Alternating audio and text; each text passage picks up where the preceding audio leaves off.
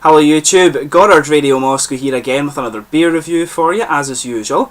For this one we're going to head back over to Copenhagen in Denmark and revisit Total, who are one of the famous Danish gypsy brewers, and we're going to try a beer called Total Hubris, which is brewed in collaboration with some of the guys from Ölrepubliken in Gothenburg in Sweden, which is a really nice sort of little craft beer bar and bistro, food bistro as well. It's meant to be really nice, so hopefully I'll get across to Gothenburg in Sweden one day and take a look at it. But as is usual with my beer reviews then, I'll take you through a very short history of the brewery. It will be short because I've done a number of these reviews for you already. Check out the link to them in the video description. But if you are simply interested in the tasting of the beer, fast forward a few minutes into the video and you'll go straight there. And the brewery website's in the video description for you below to check out. But anyway, Total was founded by two guys, Tobias Emil Jensen and Tore Gainter, and these guys were students of Mikkel Bjergso, the big boss of Mikkeller, who used to be a physics and maths teacher. But originally they brewed with him in their school kitchens, and this was back in about 2005, but they continued to homebrew until 2010 when they founded Total officially, and as I said to you, in Danish this means two beers. So when Mikkel heard that his former students were still brewing, he insisted that they do a collaboration beer together, and this became the first commercial Total beer, the IIPA or double IPA. But despite their short existence, they've gained much acclaim in craft beer circles, and they distribute to over 30 different countries these days, and Mikkel Bjergso apparently has been quite instrumental in that. These guys use a lot of the same kind of distribution circles as Mikkeller, of course. But as is the case with Mikkeller, they are a gypsy brewery, and so they don't own their own equipment, and they use the spare capacity at other large breweries. Like Mikkeller, a lot of their beer is actually brewed at the brewery in Lochristerhefte in Belgium. But in Örebro in Copenhagen they do have a collaborative beer bar with Mikkeller, which is called the Mikkeller and Friends Bar, and the bar actually has an exclusive bottle shop with over 40 different tap beers. So if you do find yourself in Copenhagen, you've got both the Mikkeller bar and Mikkeller and Friends Bar to go and have a look at, so you're never going to be bored in that city at all. And Ölrepubliken, if you do happen to be in Gothenburg in Sweden, by all accounts is a very kind of fine place to go and have a few craft beers and enjoy some food as well. So I'll just bring up the camera and let you have a little look at the artwork on this one. This guy is a 4.5% premium lager. I couldn't find anywhere that said what kind of hops and stuff this guy had in it. All I could find was that it's a premium lager. I'm going to just put the light down here and hope that you can see some of the artwork on here. Mikkeller tend to do this with some of their beers. You do get these ones that's just like a grid of kind of random sort of random shapes on it. You can see the Total logo on the beer there, and if I bring you up to this corner here you can see Ölrepubliken. It does say on the back, it says a selfish, never seen anything like this motherfucker, unique, and if it should say itself, brilliant hoppy lager created between the self-centered beer emperors Danish Total and Swedish Ölrepubliken. So it should be a really, really nice beer for us to try. As I say, 4.5% premium lager. So let's get this guy out and we'll get on with the tasting here. Incidentally, this is another beer I've picked up from Thistle News in Aberdeen, so I'll put the link to their Facebook page in the bottom for you below. So if you're watching from Aberdeen in Scotland, go and visit Lewis in his shop. A lot of really nice Danish beer. He supplies me with a lot of my Total and Mikkeller things, and of course he's my Brewdog supplier as well. And you do get a lot of nice random American stuff from him these days as well. So as I say, check them out if you are in the Aberdeenshire area of Scotland. So I'll just bring up the light and let you have a little look at the colour that this beer's poured. It looks really, really nice. You can see just how kind of bad this light's actually getting in the video, but I'll just bring this up and let you have a look. As you can see, it's a really nice kind of bright orangey amber colour. If I put my fingers behind it, you can't see through it at all. It's got a solid finger and a half of a frothy white head. It's actually more bumpy than frothy, I should say. A good mix between there, and there's just a little bit of carbonation kind of going up towards the bottom of the head, but a very attractive looking beer nonetheless. And I'll put the camera down so once again you can actually see the label of the beer. And I'll just make sure my computer doesn't freeze, because it sometimes does that when I'm filming videos and I need to edit them. But let's give it a smell and see how we get on here. It smells very like a pale ale. It doesn't quite have the same sort of caramel as a pale ale though, which could be that it's just a kind of very, very hoppy lager, but it's very fruity, so it's going to be a very hoppy beer, as they said on the bottle description, if you like. But you've got some nice kind of pale and grainy bready malts underneath there. Just a little bit of sweet caramel, but there's a lot of fruit coming out here.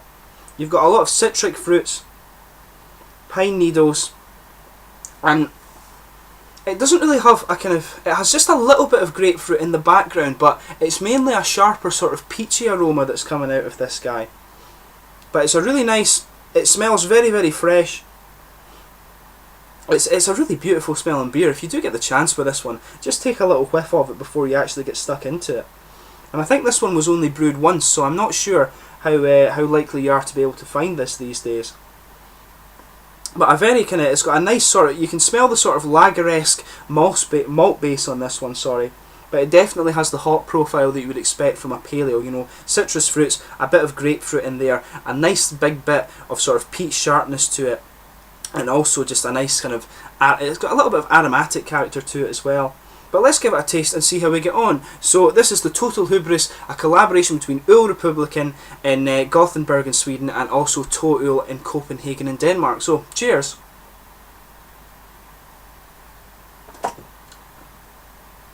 So it definitely, just from thinking about the first taste there, it definitely has the malt base of a lager. That's the first impression that comes out.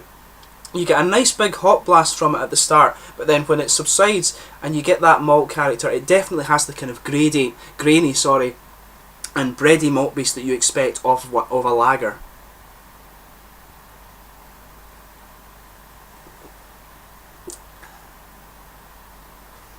Yeah, there's not really any caramel element coming out in the malt base of this one. It's a really, really beautiful kind of hoppy lager. There's a lot of pine resin coming out in there. And it's got a bit of, this resinous character is going right round the sides of the tongue, just sitting towards the back, and you can just feel this little bit of kind of wet character coming out just on the back of the tongue as well, just because of how fresh this beer kind of feels because of all the hoppy character.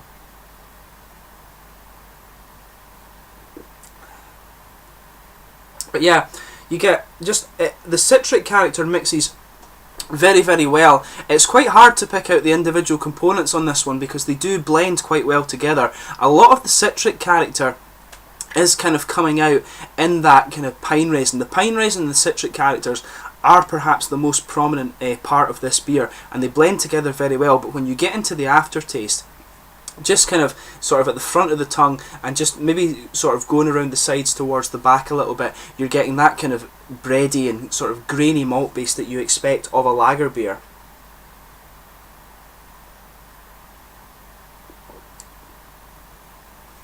There's definitely a lot of aromatic character to it as well, a sort of floral aromatic kind of character coming out. There is perhaps just a little kind of sourness from the grapefruit, but that kind of peachy, the sort of sharp peach that was coming out in the aroma is not there at all. I mean, perhaps it's a little bit overpowered by the sort of pine resin flavour, or pine resin flavour in the beer, I should say, but it's not coming out too much in the flavour. But what this beer is a really beautiful hoppy lager. I do like this one.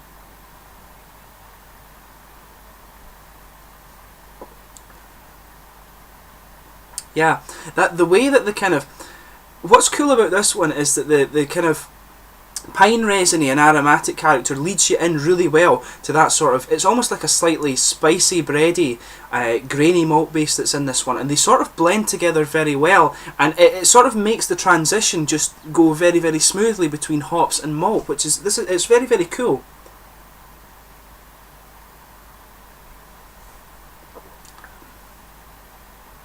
I mean, overall, I would say this beer isn't one of the more complex ones you'll get from Total, but it's one of the sort of more cohesive. It's got a very kind of cohesive flavour, if that makes sense. It just sort of goes very nicely from hops it goes from nicely from hops to malt to aftertaste, and when they mix together a little bit more.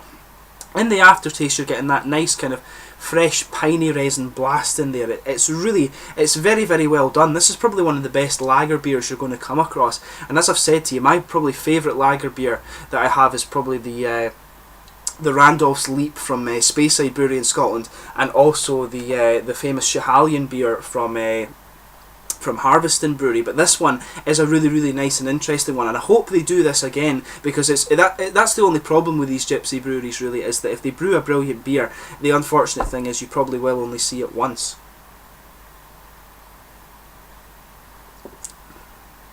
But the mouthfeel on this one It's actually quite spicy. I should point that out as well. There is a really nice kind of spicy element to that aromatic character. But the mouthfeel on this one, it's definitely light-bodied, maybe pushing the mid-bodied part slightly. The carbonation, sorry, stuttering a little bit today. The carbonation is quite soft actually. It has a nice little bit of oily texture, and you just feel that as it moves across the mouth there, but it's got quite a bit of dry and bitter character in the end, and that's what's really kind of pushing this sort of spicy and aromatic character, and that's maybe what helps the flavour blend together so well actually. But overall, it's a really awesome hoppy lager beer, and it actually perhaps could be more along the lines of a sort of English pale ale perhaps than a hoppy lager, if you like. But I mean, you can debate about styles all the time, but the matter of fact is that this is a very, very good beer, and that's the most important thing. So if you do get the chance to try this one, I highly recommend it. As I say, it's one of the kind of very interesting, very cohesive beers that you have from Total. Nothing really sticks out all that prominently, if you like, apart from the kind of aromatic-y presence in this one. Everything blends together very well in it, and it makes that transition from hop to malt to aftertaste very, very well. So it's a really interesting one for you to try. But I hope you found this beer review informative. As always, please let me know in the comments section your own thoughts on this beer if you do happen to have tried it before, and please like, subscribe, share, all the usual YouTube stuff. You will get more Total reviews from me in the future, so keep an eye out for those. Cheers!